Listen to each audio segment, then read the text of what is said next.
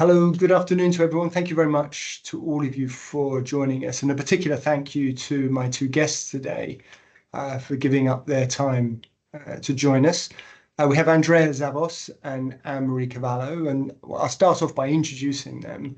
Andrea will be known to most of you. She's a trust and estates litigator, and she's a senior partner of Boodle Hatfield. Now, I don't usually agree with the quotes in Legal 500 unless they're very complimentary about me, but I certainly agree with the description of Andrea in the Legal 500, which describes her as a true leader in the area, totally tough, honest, sharp, and unflinching. Now, I've heard Andrea speak on the topic of alcoholism before, and she has given some very useful insights, particularly actually for in the context of trustees and how trustees should react to beneficiaries who have addiction problems. My second guest is Annmarie Carvalho. If you don't know Annmarie, I recommend that you do. She used to be a family solicitor at Farrer & Co, and she left to become a therapist, and she set up the Carvalho Consultancy, which provides training, counselling and coaching services to lawyers. MTG has worked very closely with Annmarie over the last few years. She's provided training to us. The training has been extremely helpful and always very memorable. So if you're looking for training for lawyers, I do recommend you reach out to Annmarie to discuss the services she can provide. Now, as a therapist, Annmarie works very closely with addiction, and I've also heard her speak on the subject, and she can provide very useful insights for us. Now, I really hope that you find this webinar helpful. Please do use the chat. We don't really want this to be a monologue or I guess it's a trialogue. It would be far more interesting if you fire questions at us during the webinar. Please note, however, this webinar is being recorded. You have the option when you ask the question of doing it anonymously. That's entirely up to you, but just remember that if you don't hit the anonymous button, your question will be recorded. Now, when this session was advertised, there was a typo in the title. There was a missing C in the word addiction. So if any of you are expecting a webinar on mathematics with a particular focus on addition, I suggest you leave now, because we will be spending the next hour talking about addiction, and especially alcoholism, which is an area the three of us have a special interest. And the reason for focusing on alcohol is that, unlike other addictive substances, alcohol is not just tolerated in our society, it is actively encouraged, both in the workplace and in our personal lives. Now, this presents a challenge to all of us. Most of us learn to navigate that challenge, although if we're honest, we'd probably all accept that we've had a few mishaps on that journey. But for some people, alcohol can have catastrophic consequences, and that's why we're focusing on it today. Now, my first question might seem fairly obvious. My question is, what is an alcoholic? I think everybody on this call would be able to identify an alcoholic if they're drinking 3 bottles of wine a day and their life is in freefall. But the definition of alcoholic from that extreme scenario to somebody who is not an alcoholic is this large grey area. And I think it's really helpful to start this webinar by understanding what is meant by the term alcoholic. Andrea, do you want to kick off by giving us your views on that? Well, I guess the classic view of an alcoholic is, somebody on a park bench outside a tube station drinking cans of cider. But I certainly know people who are alcoholic or who have suffered from alcoholism who aren't daily or, don't drink during the day, don't drink first thing in the morning, but they are unable to stop drinking, and it is ruining their lives. It is ruining their physical health, it is ruining their mental health, and it is ruining their career prospects, it's ruining their family relationships. And I suspect if they were honest, they would be people who have tried to stop and been unable to. Maybe they change the drink that they drink. Maybe they, they try to moderate in other ways. I mean, generally, my experience has been that if people have a concern that they have a problem with alcohol, they probably do. But it isn't necessarily, the sort of stereotype that we have of somebody who abuses alcohol. And so the stereotype is 3 bottles of wine a day every day. Yeah. So what about the different type of alcoholic who, as you say, may not drink for days or even weeks, but then when they do, they can't stop, and what one might describe as binge drink? Does that fall within the category of an alcoholic? Annmarie, I mean, I would say it can do.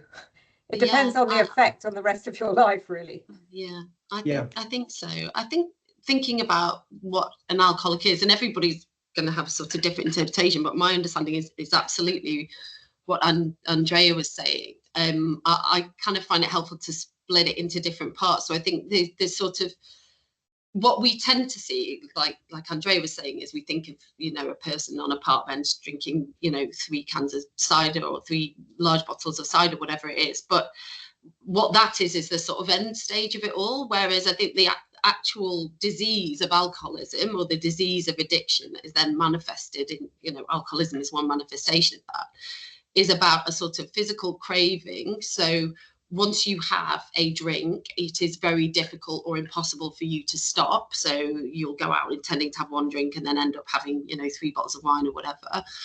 And you may be able to moderate on occasion, given sufficient reason. I've known alcoholics who've been able to stop for a little bit when they're pregnant, and then it's back with full force once they've had the baby or whatever. For some alcoholics, they can't stop when they're pregnant. So it's that sort of physical craving. But the difficult thing, and the thing that I think is really sort of misunderstood about alcoholism and all addiction, really, particularly in the UK, is the mental side of it all, the sort of the mental obsession, what within addiction circles we talk about the mental obsession, which means that even though you kind of know in your rational mind what Andrea was saying, oh, this is causing problems in my life, this is having effects on my relationship or my job, you will ultimately obsess about it to the point where the alcohol or whatever the substance of choice is so powerful that you are sort of doomed to go back to it, even though oh, I made a total fool of myself last time I did this. So it's that's, I think, is misunderstood and neglected, and that people find really difficult to sort of understand. And in some circles, in 12-step fellowships, they'll talk about spiritual malady, like or having a sort of living problem. So they'll talk about, it's not necessarily the hole in the soul. Exactly. It's not the substance or the thing that's the problem. It's the fact that living without it is so unbearable that you will always go back to it. It's why there's this concept of the dry drunk, and people, people who are open about their alcoholism, like Roy Keane, the ex-footballer, is a great example, because he will say, take the alcohol away and I'm just an angry person without a solution to, the issues. And Anthony Hopkins and other famous people who are recovering alcoholics will talk about that as well. So it's complicated. Marie, your Wi-Fi just... Oh, can you hear me? What you said towards the end. It's complicated. It's complicated.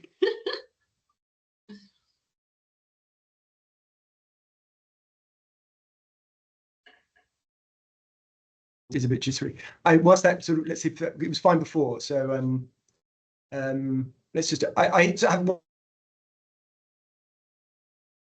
I think it's Rupert. So while we're just waiting for Annmarie's Wi-Fi, and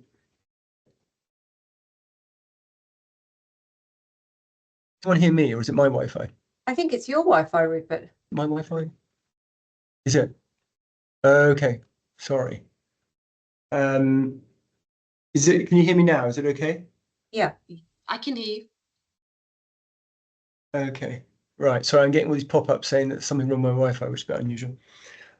So just a follow-up question on that is, I've often heard this term that someone's a functional alcoholic. I mean, is that given your description at the beginning, Andrea, it seems like that's a contradiction in terms, because to be an alcoholic, it appears that one has to be dysfunctional. But do you think it's possible that someone who drinks, is in the pub every day, drinks 2 or 3, well, maybe not 2 or 3 bottles of wine, but a bottle of wine a day, but actually seems to function, their work life seems to be okay, and their personal life seems to be okay?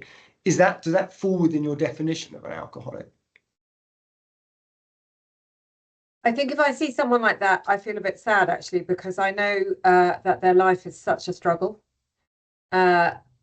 Because to drink, I don't know, maybe somebody has a bottle of wine at lunch and then a gin and tonic and then half bottle of wine with their wife in the evening.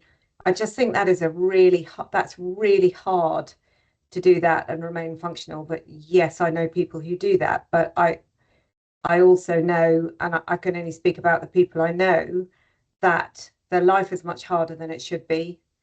Their relationships probably at home are not great, but they wouldn't probably confess to that because they're defending what they consider is the only thing that gets them through it all. And I certainly in my professional life have seen really clever, I'm not saying all alcoholics are clever, but really clever, bright people who have never really reached their potential. And so and I can feel around them that obsession around drinking, which I remember so well, that absolute obsession. And alcoholics are not very good at moderating, and to somehow have that iron will to just about keep going for 30 or 40 years seems to me to be worse than stopping. But if you are able to control it to that extent, it's impossible to imagine giving it up. Mm-hmm. If that makes sense. Yes.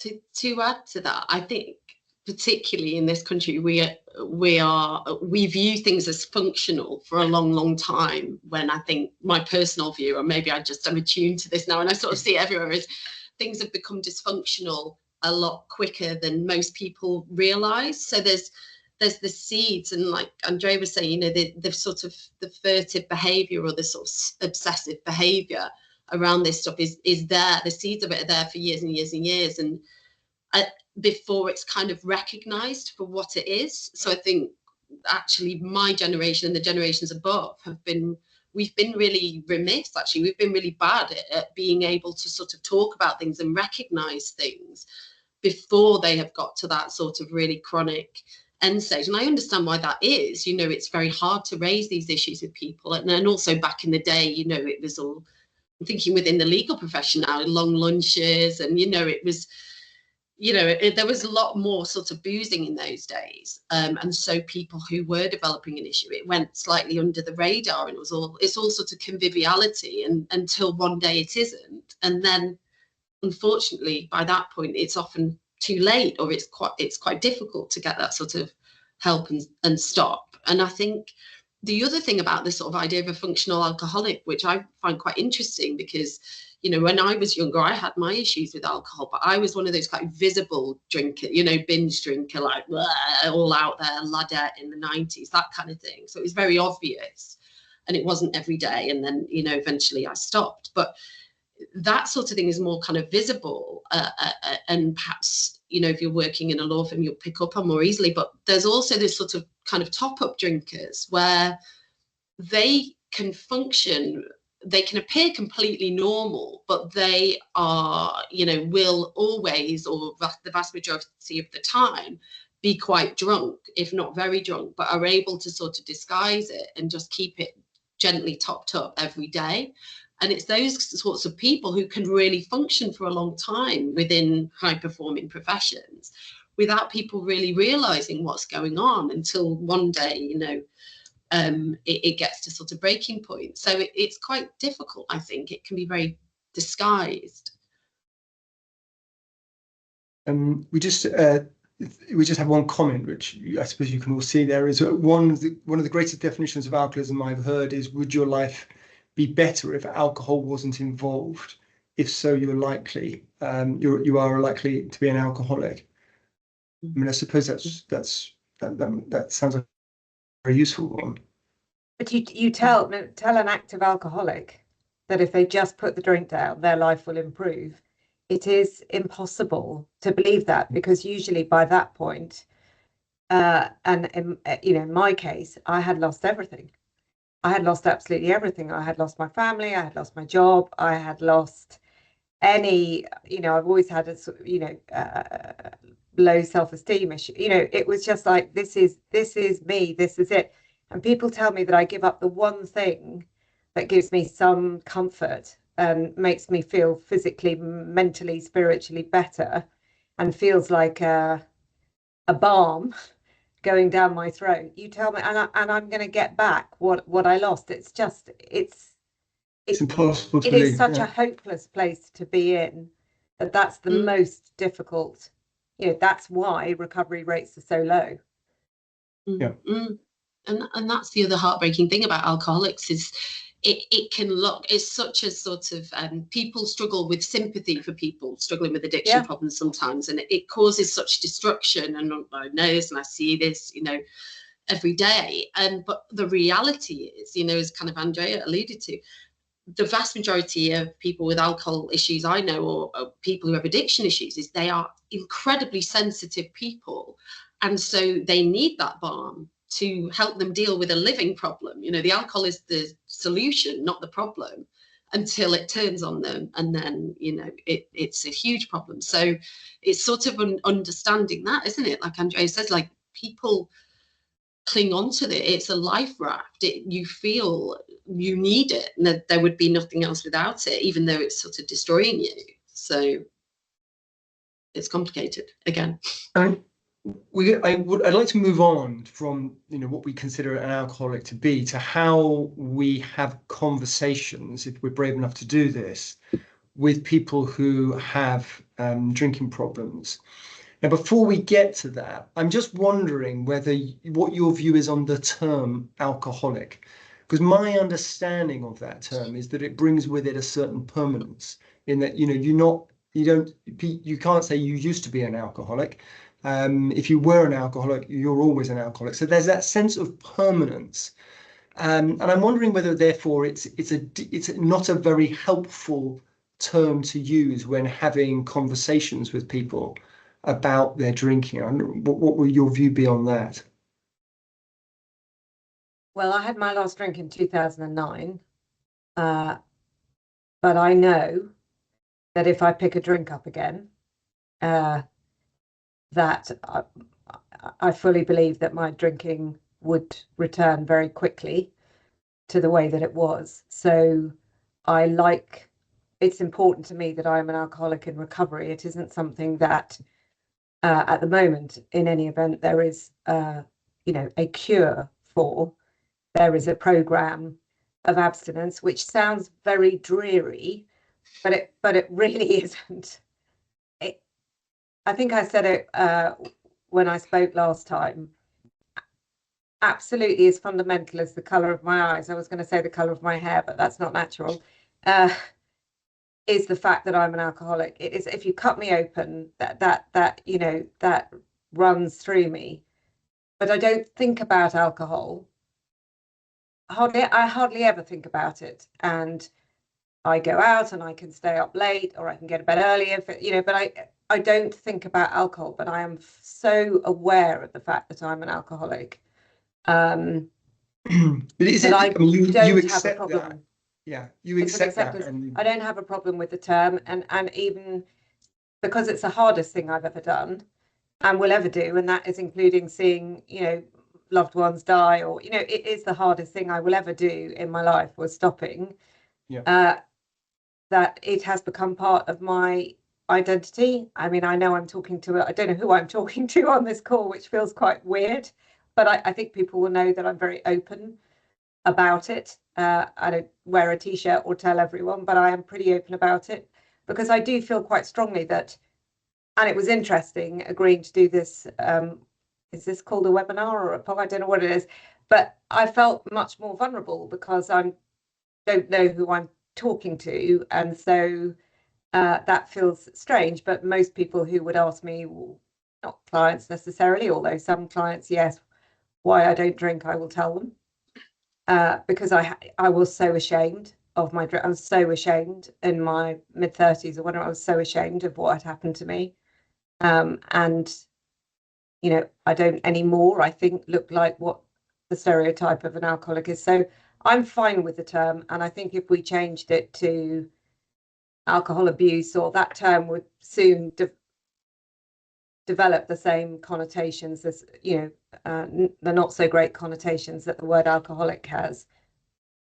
It's interesting because I completely agree with Andrea in that. I think it is a helpful term. I think it's very misunderstood.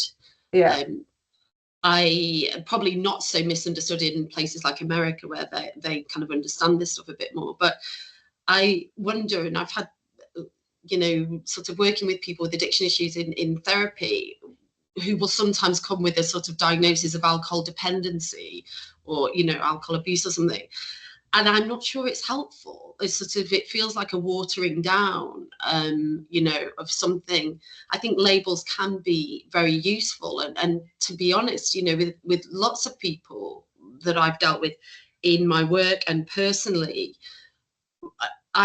who have sort of had a diagnosis like that, or who have sort of said, oh, I think I've got a problem with my drinking, but, you know, I don't think I'm an alcoholic. When they describe what they're doing or their emotions around it or their behavior and the impact on their life, most of the time I'm thinking, you're an alcoholic, and it would save your life if you went to Alcoholics Anonymous or something of that nature to understand the full severity of what you're dealing with, because I think that you may be able to control this for a time, but this will come back, or it will come back in a different form, and it will come for you in the end. I know that's a bit depressing and doom and gloom, but that's honestly how I feel about things. It's interesting for me because, you know, I sort of see it in myself where, you know, I haven't drunk for a long time, but I am very compulsive as a person, and I understand that about myself these days. So I don't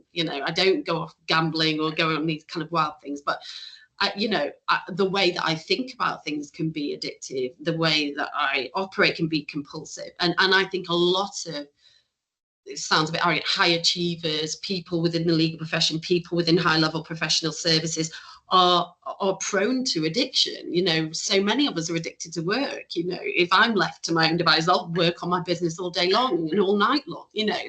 So I think we do need to be mindful about that. These addictive tendencies are rife amongst the profession, and also, you know, amongst clients. You know, I worked in family law. In those days we thought of it as an issue in our niche cases, and it was just not the case. It was much more widespread. What I want to move on to now is sort of what an individual or other people do when they are faced with a concern about the level of drinking. Now, it's really interesting hearing what you're saying, because it seems to me that decision to confront the problem is something that, it sounds, as you describe, Andrea, as being terrifying. You're confronting what you describe as being the balm. You don't see that as being the problem. It's the thing that keeps you alive. But let's assume that somebody is taking a different view on that, and they are concerned about their own drinking. What would you advise them to do if they are concerned about their drinking? Annmarie, I would say go to an AA meeting, go to see Annmarie, get into rehab. I mean, if somebody actually comes to me and says they're concerned about their drinking, I don't think that has ever happened, and I don't think, even though my drinking took everything away from me, I would ever have done that. Of course, I knew it was ruining my life, but I only ever got help to sort of, you know, for family's sake, for other people's sake. I didn't actually really believe that any of that help would work. So I don't think anyone, Annmarie, you're probably in a different position. I don't think somebody with a real problem has ever come to me and said, I've got a problem. Because if you've got a problem and you recognise that it's a problem and you want to do something about it, you're going to be one of the people who recover, almost certainly. Yeah. That's the difficulty, I think. If one is one of those people, what, I mean, your suggestion, I think, from what you've said, is go to an AA meeting. Yeah. Find your you local realise AA you're not meeting. alone. There are 200 AA meetings in London a day. So, you know, there's probably one at the end of my street now. You know, you just realise that you're not alone, because a lot of, and frankly, whether you're, you know, you take a party drug or you drink, or most addicts end up using whatever their drug of choice is on their own. Becomes a very isolated life. And so just to walk into a room, and ironically, people are often worried that if they walk into an AA meeting and they recognise somebody, that they'll know. And I said, well, they'll only be in there because they've got a problem, because nobody goes into an AA meeting just out of curiosity. So I would say one of the most important things is to realise that you're not alone. You might walk into, certainly in London, you might walk into a meeting with 200 people. Nobody's going to ask you to do anything. No, you don't have to perform, but you'll just be surrounded by people who are not necessarily saints. I made that, you know, I was really worried that I'd become a saint if I got sober, but that hasn't happened. And not everyone in AA meeting is a saint either, but you'll just realise that you're not alone, and you'll get some identification around what you might have heavily defended and protected, your secret strange behaviour. And the low self-esteem that Andrea talked about earlier, you know, people sort of tell their stories and talk about, you know, the reasons why alcohol sort of became a solution for their issues. And it's really, it's an amazing sort of thing to be part of.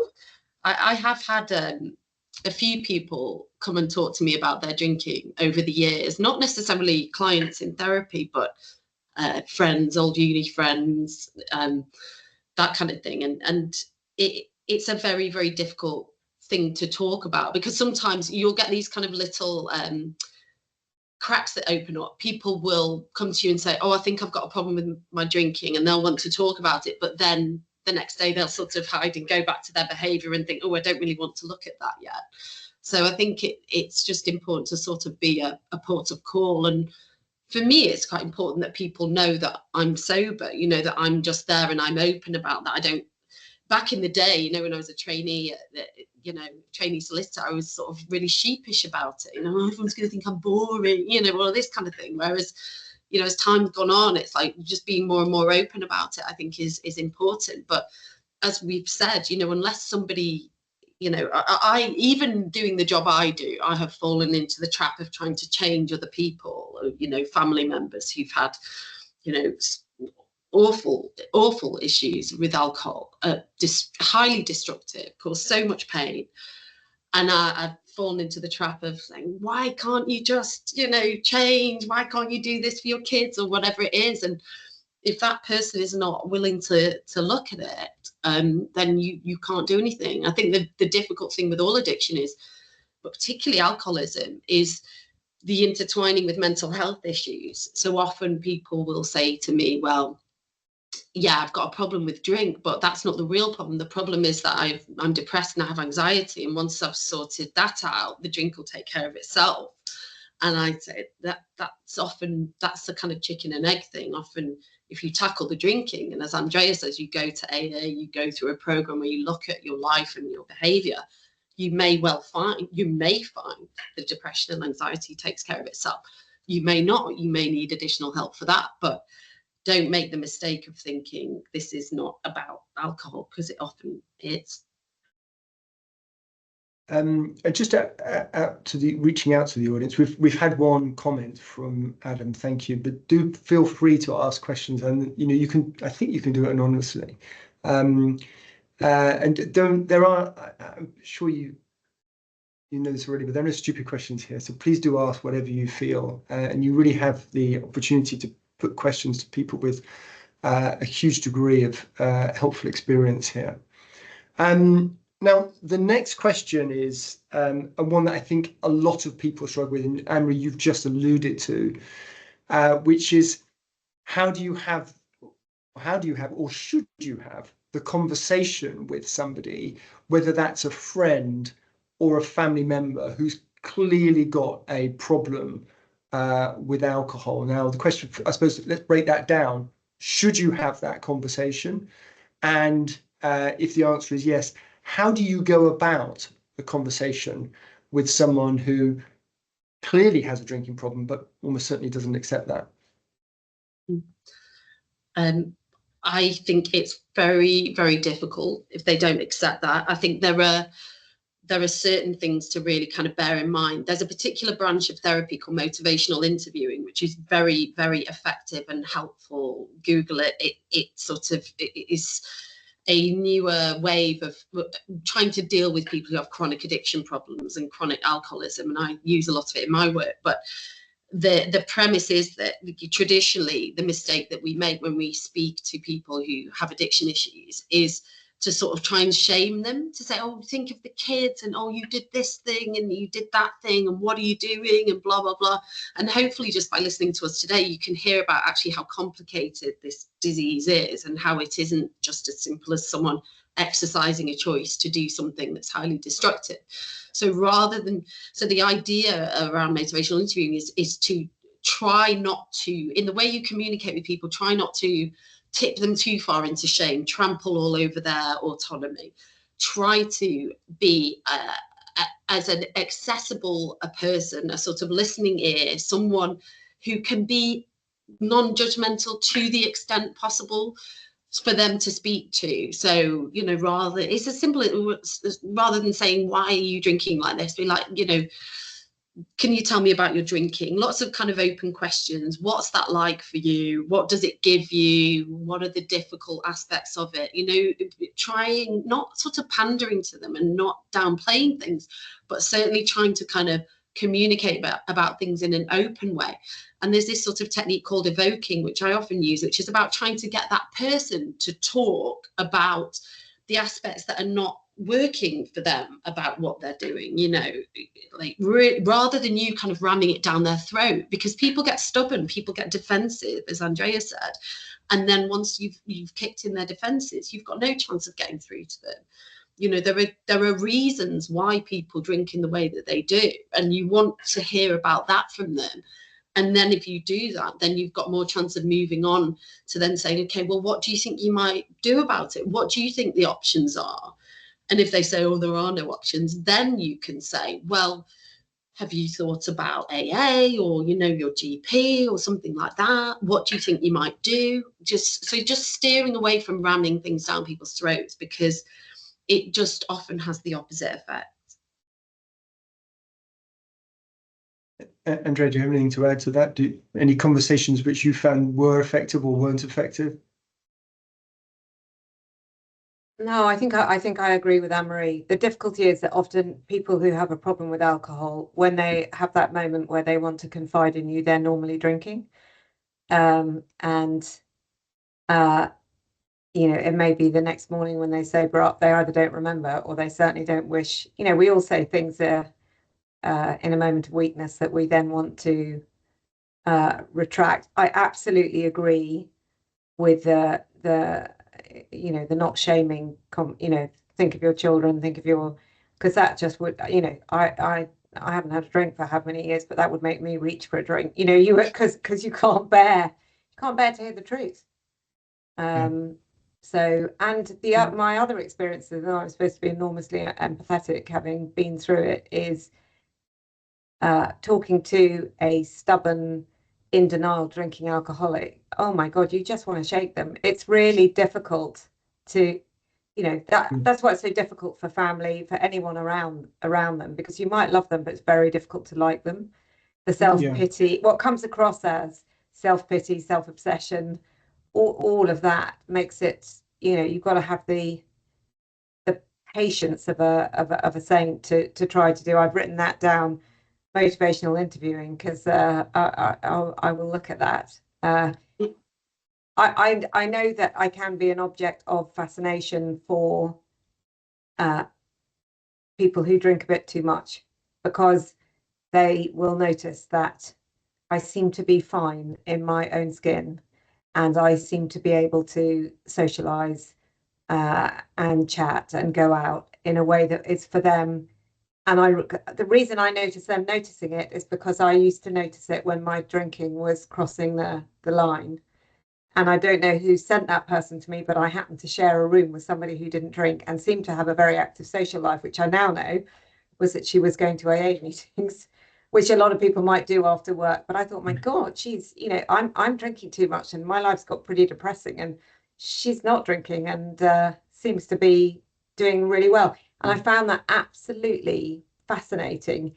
And I'm sure that somewhere lodged in my brain and helped me get to the point eventually where I thought, I can't live with this drug anymore and I can't live without it. I'm going to have to do something. So I think sometimes just by example you can, but certainly there was nothing worse than somebody, waving the AA Bible and coming towards me when I was drinking. That would, or shaming me. One, I had enough shame. I was absolutely drowned in shame. And two, I knew what they were saying was right, but I just didn't believe there was anything I could do about it. I would just drink like that until I, with any luck, died. Mm-hmm. Can I just? Yeah, I was just going to add something just on the more sort of extreme end. If it gets to a certain point where someone is doing harm to themselves, or there is the stage of sort of staging formal interventions, which probably loads of you will have seen, depicted in films or whatever. Those are to be handled very, very carefully. Highly trained therapists conduct that form of work. So I would not recommend a sort of family intervention without sort of professional help. And also, just to add, there was a sister organisation to AA called Al-Anon, which is for family members and friends of alcoholics, which is a very, very helpful organisation, which has lots of advice and support for people who are trying to, broach the subject of alcoholism with people. Could you just repeat that? Al-Anon, was it? Al-Anon. So Al Anonymous, okay. For, friends and family, and Al-Ateen actually for teenagers who are affected by alcoholism, and lots of other fellowships. Right. I just had some chats. Camilla Wallace said, I've been to Al-Anon, very good. Yeah. Thank you. Yeah, it is good. Yeah. I broke that question down into two parts, but we've actually only dealt with the second bit, which is how to have the conversation. The first bit is, should we have the conversation? And my instinct from hearing your advice on how the conversations go is that actually, and probably this is where I would go, is just simply to avoid the conversation by avoiding the person. So if that's a friend, you just avoid the social circle that they're moving in, which sounds like we're ever a decreasing social circle. You avoid, you don't invite them around, you don't go to their house. But if it's a family member, you just meet without them. I mean, is that what you advise people to be doing? Because actually the conversation is so difficult that it's not worth having, but having them present in your company when they're drunk is so catastrophic or dysfunctional, you don't want them there. I would advise saying something. I wouldn't expect anything from the interaction, but if it was well, I've been in this situation, a friend or family member, I would say to them, I wouldn't expect anything back from them, but I would and have said, I can't be around you. This is not something I want to be in my world. And it may be drip effect years later. That may permeate, that may penetrate. Certainly when I was drinking when I was younger, friends said, I don't like the way you drink, I don't want to be around you. And I thought, screw you, I hate you anyway. And then years later, I thought, oh, yeah, maybe I do have a problem here. We have a question in the chat, which is, do you think it's likely that giving too light of support to an alcoholic friend or family member may cause them to double down in a way and cause them to continue drinking or ramp it up even? To what support? Sorry, Rupert. I don't know if you can see it in the chat. If you press the Q&A at the top. Oh, yeah.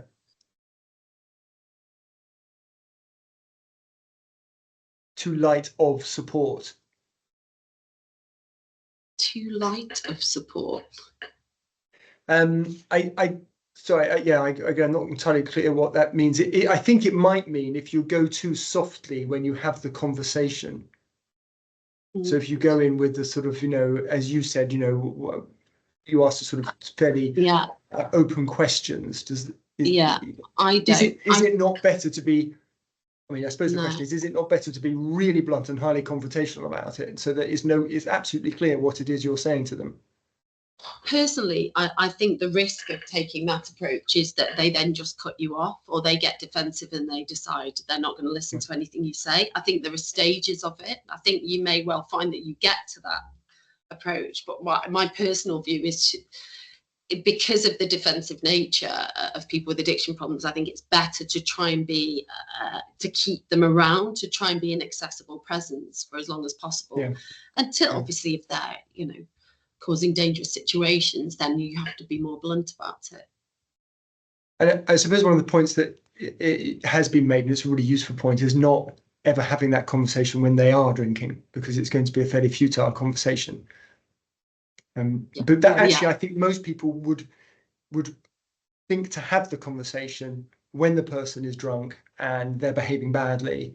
That's when they're going to have the conversation, but it's probably the one time you shouldn't have that conversation. Well, just because it will be a waste of time. Yeah, because as you say, either they won't remember it, or they're just simply not going to react well because their emotions are going to be very high at that point. Okay, so we've dealt with what an individual can do if they feel they've got an problem with alcohol. We've dealt with what we should be, what conversations we can be having with friends and family.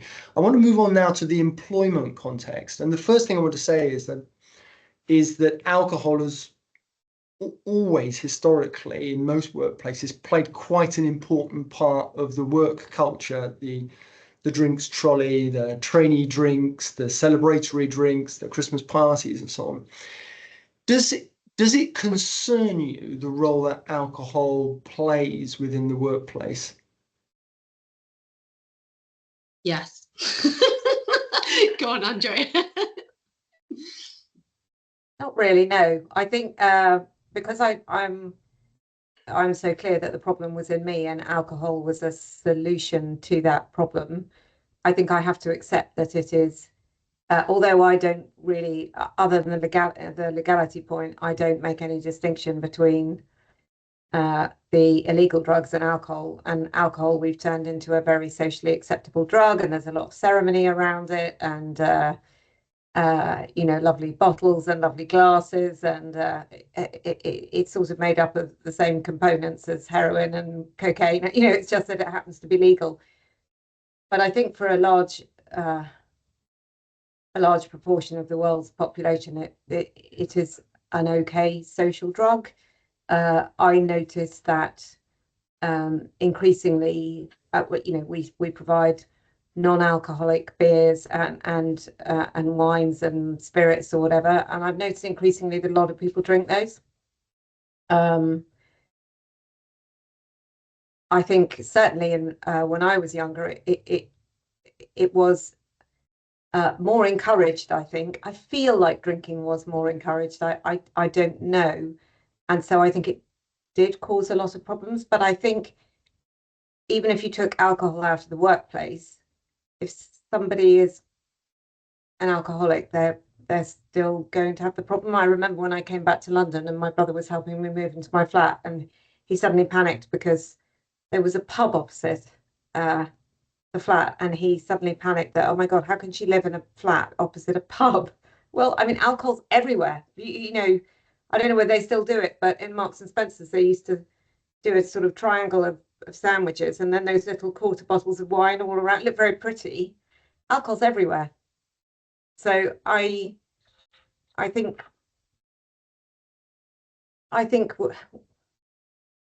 yeah. So I don't see it as any more of a great evil. I think it causes a lot of misery for a percentage of the population, real misery.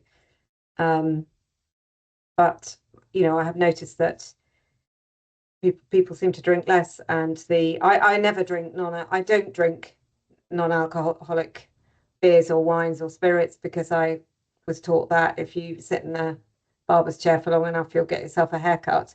Also, I never really adored the taste of alcohol. I like the effect of it.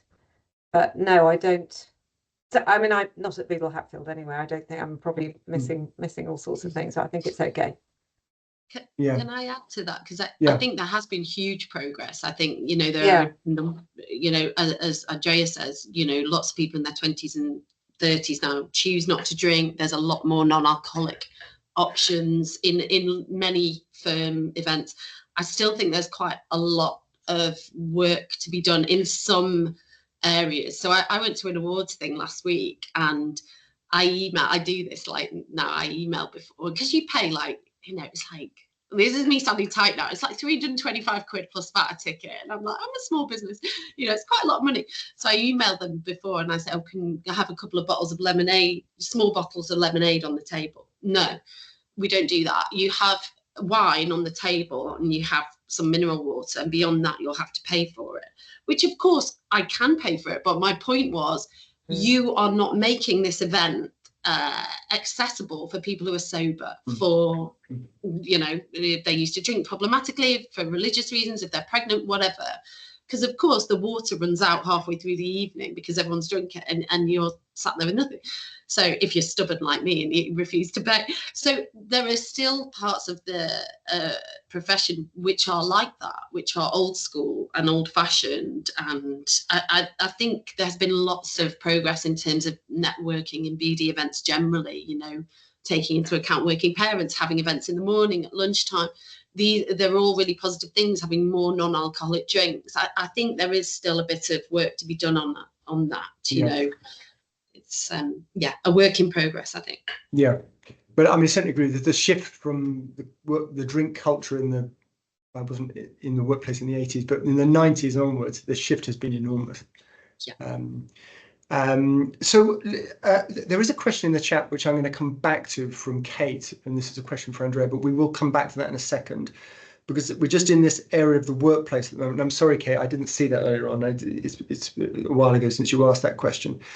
What I just wanted to ask is, if an employee has been drinking inappropriately, excessively, whatever word you want to use, in a internal or external drinks, how should the employer deal with that? Should it be dealt with as a disciplinary issue, or should it be dealt with as a health/well-being issue, or a combination of the two? Annmarie, do you want to kick off with that? I think obviously context specific. I think initially, ideally, it would be dealt with as a mental health issue. Obviously, you're not going to lead with this is a mental health chat, but talking, you know, leading with that. Obviously, if this is behaviour, if it's an external event, you know, then it becomes a little bit more dicey because of the external impact in terms of perceptions of the firm. If it is an event, then there's a sort of power dynamic. Maybe their own behaviour has affected other people, particularly if it's junior people. Then, you know, depending on the nature of the conduct, you may well have to go sort of straight to disciplinary, but a combination of the two in those instances. But certainly these things come up fairly regularly at firms, but I think firms are much more hot on actually getting on top of the issues these days and having those difficult conversations and protecting juniors if they've been impacted by the behaviour. And obviously firms have a duty to protect all their team members' health and safety and that kind of thing, and that includes the person who's behaving erratically or problematically. Yeah. Thank you for that, and hopefully that's given Andrea a chance to read the question. And the answer to this question may be no, which is fine, and we'll move on. The question is, would Andrea be prepared to share what was the tipping point to get her to where she is today based on her last comment? I'm not sure which comment that was because it's quite a while ago. Now, Andrea, the answer may be no, you're not prepared to, in which case fine, we'll move on. But if you are, perhaps you would answer. So, well, I just give you the tipping point to, I've always been a very obsessive person. I don't think we had labels in those days, but I always felt that, you know, I was always on the other side of a glass, watching people socialise or watching people get into relationships or watching an alcohol for me, which I discovered in my 20s, really made all of that, I guess nowadays you would call it social anxiety, self-obsession, self-consciousness. I was very self-conscious, go away. What tipped it over the edge into full-blown alcoholism in my mid-30s was relationships with men, not work, actually. I don't think I've ever felt, I've never really lost a night's sleep even over work. I like my job. I can, accept that I can do what I can do, and there is, I can help as much as I can. It's not to say I don't worry about work, but it never made me drink. And what stopped me in the end, after quite a few years of battling with addiction, was what they call in AA the gift of desperation. I was just so broken physically and mentally, and so desperate, and had been living I mean, okay, you'll all be saying self-inflicted, but a pretty desperate life. Had lost absolutely everything. I was so unwell, and I was just desperate enough. I wasn't, unfortunately, I couldn't quite bring myself to kill myself, so I must have had a tiny bit of hope, because there must have been a tiny bit of hope. But I was so desperate that I decided, really for the first time ever, to really try to stop drinking. So it was what they call the gift of desperation. I mean, and equally, maybe lots of you have heard these phrases, rock bottom is where you stop digging. I got to a pretty low place. I suspect I could have got lower. I do have some problems with my balance, which is the beginning of this Korsakoff syndrome, which I was aware of, that eventually can lead to very severe brain damage. And the gift of desperation, really. Thank you for sharing that with us. That's okay. Can we move on to my last section, which is what's most relevant in our in the industry we operate in, which is trustees. And what is your view of trustees who are in the business of doling out money to beneficiaries, if one of their beneficiaries is an addict, whether it's alcohol or any other substance? How should a trustee react? I have advised trustees. I have acted for beneficiaries, coincidentally, not because I have have anything special on my business card, but I have a lot of interest in this area. But I don't think trustees, it's a very difficult question, should make large distributions to beneficiaries that they know are going to use that to buy and ingest a substance that is killing them. I know that is very difficult, and I think a lot of people treat alcoholics and addicts as very fragile, and feel responsible if something goes wrong. But there is nothing more enabling than giving money to an addict. You are effectively assisting in, and a lot of addicts, frankly, they'd be lucky if they die, but they don't die. They fall down the stairs, they break their backs, they end up in prison, or, it's not always as comfortable as dying. So I have advised trustees that they will, and certainly this is much more common in America. And if you Google it, all of the information about trustees and addiction come from the States or from Canada, as far as I can see. There's absolutely nothing or very little in the UK, which is why it's such a sort of difficult issue. But to offer to pay for rehab, offer to pay for help, but not, and also they will need small sums of money, presumably, to pay for food, although in my experience alcoholics don't eat very much, but not dole out large sums of money, because that is it's not going to be spent in a way that is good for that person. So it's difficult. Yeah. And I think, as Rupert said earlier, if you know somebody and they're not a close friend, or who's got a drink problem, the easiest thing to do is to avoid them. And I think that you know, certainly when I was younger, that's what happened in the workplace as well. You just kind of ignore the problem. It's just a bit embarrassing and you just walk on by. And I think a lot of trustees would quite understandably rather do that. But you are not responsible for saving the person. But I do think there is a degree of responsibility for not enabling them to continue along a path that will only do them really dreadful damage at best. Thank you. That's really helpful. Annmarie, do you have anything to add to that? Just to say that, and I think that's quite a good line to end on, the walking the line between trying to save someone and enable them. I think that's what we were talking about earlier. Yes. in trying to broach the subject with alcoholics of you can't save them, but you can also avoid enabling them by actually, addressing the issue where appropriate. And thank you. I've finished with the questions that I wanted to ask, and there are no more in the chat. I wonder, Annmarie or Andrea, again, the answer may be no, in which case we move on. Is there anything would you like to add to, by way of conclusion, to this webinar? I was going to say reach out. I hate when people say reach out. Get in touch if anyone in your life is struggling. It's such a widespread issue, and it's get in touch with them or with you. Get in touch with me. Get in touch with Rupert. Get in touch with Andrea. It's absolutely heartbreaking and frustrating, and so please do if you think any of us can help. Yeah. Well, thank you very much to the audience for listening, and thank you for the questions, and particular thanks to Annmarie and Andrea.